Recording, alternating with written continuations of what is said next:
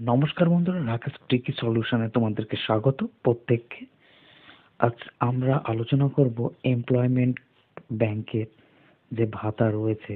প্রায় এই ডিসেম্বরটা যদি ধরা হয়, পুরোপুরি 6 মাসের টাকা বাকি রয়েছে, কিন্তু এখনো আমরা সেই কোনো 1 মাসের টাকাও আমরা পাইনি।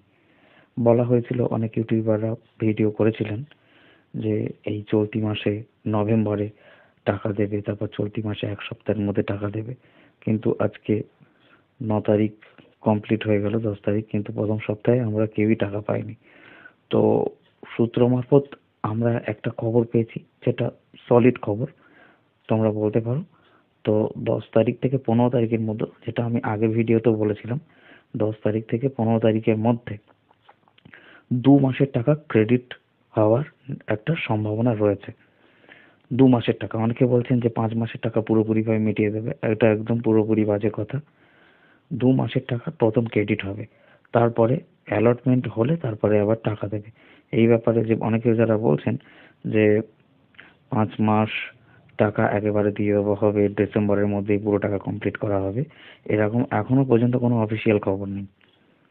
তো অফিসিয়াল খবর যেটা রয়েছে, সেটা 2 মাসের টাকা ক্রেডিট করার কথা, প্রত্যেককে ব্যাংক অ্যাকাউন্টে ক্রেডিট করে দেওয়ার কথা রয়েছে। তো দেখা যাক, 15 তারিখ পর্যন্ত আমরা প্রত্যেকে ওয়েট করি।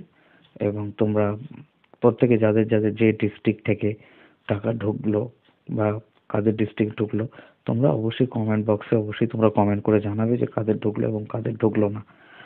আর একটা কথা তোমরা হয়তো অনেকে ভুলে গেছো, যেটা 18 তারিখ থেকে, নভেম্বরের 18 তারিখ থেকে যে আমাদের প্রত্যেকের যে মোবাইল নাম্বারটি বৈধ কিনা এমপ্লয়মেন্টের ব্যাংকে যেটা দেওয়া আছে, এবং যারা করনি তারা নিকটবর্তী এক্সচেঞ্জ অফিসে গিয়ে এই কাজটা নিশ্চিত তোমরা করে নাও। কারণ ভবিষ্যতে কোনো সমস্যা হতে পারে, বা পোর্টালের কাজ যদি বন্ধ হয়ে যায়, তো অনেক রকম সমস্যায় আমরা পড়তে পারি। তো আমি যুবশ্রী প্রাপক বা বন্ধুদের একটাই আমি কথা বলবো, যে তোমরা যারা ওটিপি, এখনো নির্ভরযোগ্য যে পোর্টালটা বা যে সিস্টেমটা লাগু হয়েছে, তোমরা সেই এক্সচেঞ্জ অফিসে গিয়ে তোমাদের বৈধ নাম্বারটি দিয়ে এসে সেটা তোমরা সাবমিট করে নাও। এতে প্রত্যেকেরই সুবিধা হবে, তুমি জানতে পারবে। তোমার বিভিন্ন চাকরি বাকরির খবরগুলো এতে প্রোভাইড করা হবে, এবং এছাড়াও কবে টাকা ঢুকবে বা কবে অ্যানেক্সার 3 ফর্ম ফিল আপ করতে হবে। অনেকে তো এসএমএস পাই না যে কবে অ্যানেক্সার 3 ফর্ম ফিল আপ করতে হবে। বা এখন তো ইউটিউব হয়ে গেছে বলে অনেকে জানতে পারা যায়। তো অনেকে এসএমএস ঢোকে, অনেকে ঢোকে না। অনেকে টাকার এসএমএস ঢোকে, আবার ঢোকে না। অনেকে এমনও হয়েছে যে টাকা ঢুকে গেছে অথচ এসএমএস ঢোকেনি, সে টেনশন করছে। কিন্তু সেটা আর হবে না। তোমার টাকা ঢোকার সাথে সাথে ওখান থেকে টাকা উম, ছেড়ে দেওয়ার সাথে সাথে তোমাদের এসএমএসও ঢুকে যাবে, তোমাদের নিজস্ব যে মোবাইল নাম্বারটা তোমরা দিয়ে আসবে। তো ঠিক আছে বন্ধুরা, এই ভিডিও যদি ভালো লাগে তোমরা চ্যানেলটিকে অবশ্যই সাবস্ক্রাইব করো, লাইক করে আমাদের পাশে থাকো।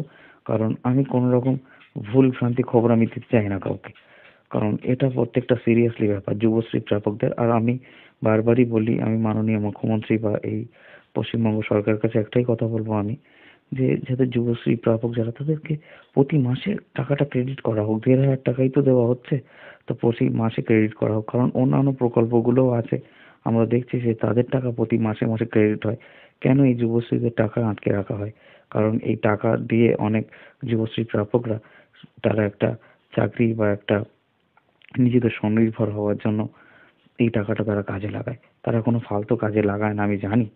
কারণ আমরা প্রত্যেকে আমরা অনেক গরিব ফ্যামিলি থেকে বিলং করি। তো 1,500 টাকাটা মাসের শেষে এটাও একটা যথেষ্ট পরিমাণ টাকা আমার মনে হয়।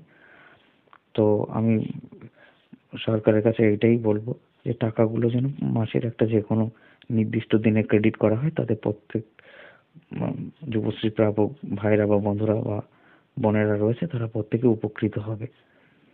তো ঠিক আছে, এই বলে আমি ভিডিও শেষ করছি। তো দেখো তোমরা 15 তারিখ পর্যন্ত, আশা করছি 2 মাসের টাকা তোমাদের প্রত্যেকের ব্যাংকে ক্রেডিট হয়ে যাবে।